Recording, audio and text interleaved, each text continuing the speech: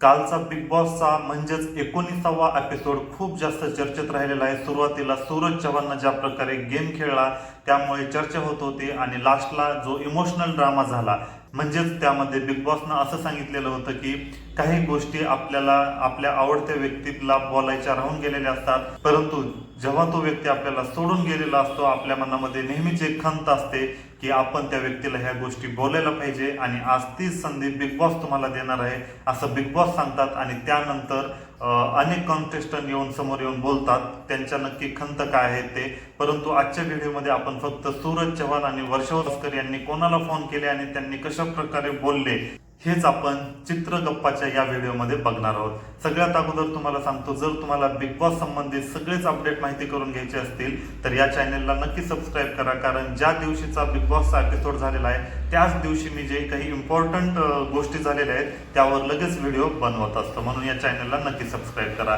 तर कालचा एपिसोड खूप जास्त चर्चेत राहण्याचं हे सगळ्यात प्रमुख कारण आहे की सूरज चव्हाण त्याची जी स्टाईल आहे त्या स्टाईलमध्ये येऊन खेळलेला होता आणि याच गोष्टीमुळे कालचा एपिसोडची चर्चा खूप जास्त होत आहे। आता कालचा एपिसोड खूप जास्त इंटरेस्टिंग बनलाच होता, त्यामध्ये तडका असा भेटला की शेवटी इमोशनल ड्रामा झाला आणि इमोशनल ड्रामा झाल्यामुळे अनेक जण इमोशनल सुद्धा झाले। तर सगळ्यात अगोदर बिग बॉसनं संधी दिलेली होती की तुमच्या ज्या काही खंत आहेत, ज्या एखाद्या माणसाला बोलायच्या राहिलेल्या आहेत आणि तो माणूस आता आपल्यामध्ये नाही, अशांना फोन करून बोलू शकता, अशा प्रकारची संधी दिलेली होती।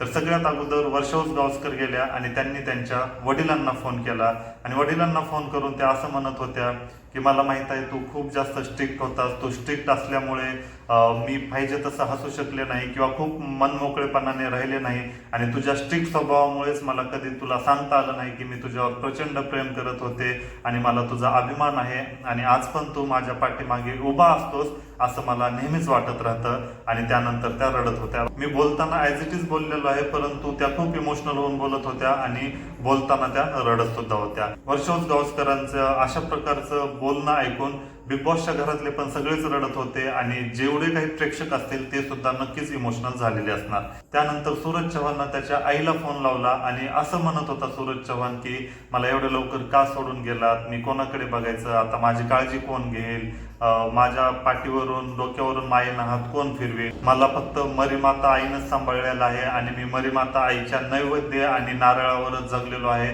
मरीमाताच माझी आई आहे आणि ओम नमः शिवाय, अशा प्रकारे तो म्हणजेच ओव्हरऑल सूरजनं त्याच्या आई वडिलांना खूप मिस करत असल्याचं सांगितलं।